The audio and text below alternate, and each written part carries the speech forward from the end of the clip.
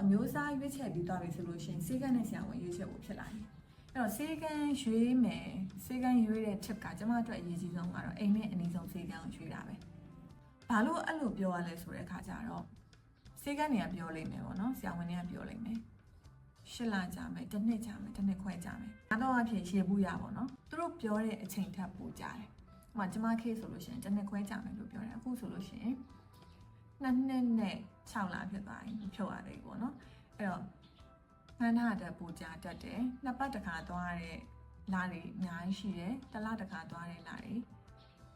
ရှိတယ်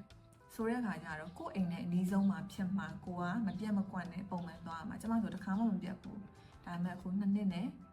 6 လရှိနေပြီမဖြုတ်ရသေးဘူးပေါ့နော်အဲ့တော့နံပါတ်1ချက်ကကိုနဲ့အနည်းဆုံးမှာရှိတဲ့ဆေးကန်းကိုသွားပါ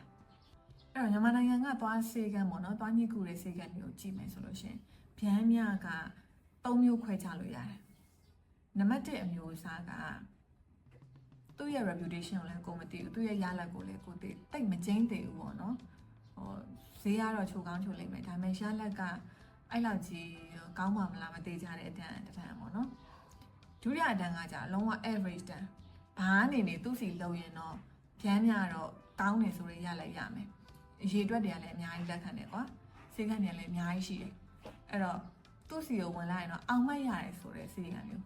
ဗျမ်းမြပေါ့နော်ကိုကစ်ကလည်းအရင်မခတ်ဘူးတာမန်ပဲဆိုလို့ရှိရင်အဲ့ဒီ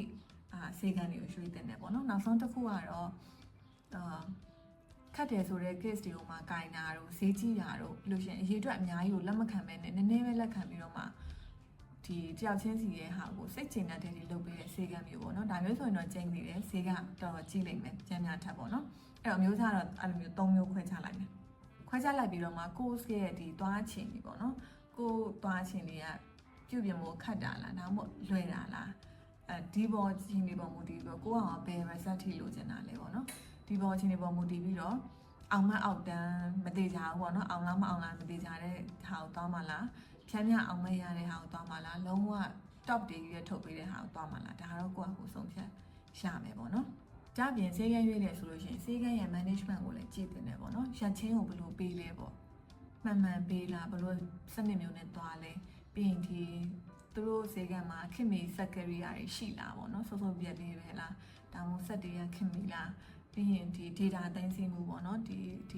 စပြီးတော့တွားညှိတော့မယ်ဆိုလို့ရှိရင် before and after တွေ progress တွေစင်ကိုဒီ record လုပ်ပြီးတော့မှယူထားတဲ့ဆေးကန်းမျိုးလားပြီးရင် customer service ကဘယ်လိုမျိုးလဲဒါမျိုးတွေကိုကြည့်ပြီးတော့မှဆေးကန်းရေးချက်တင်တယ်ပေါ့နော်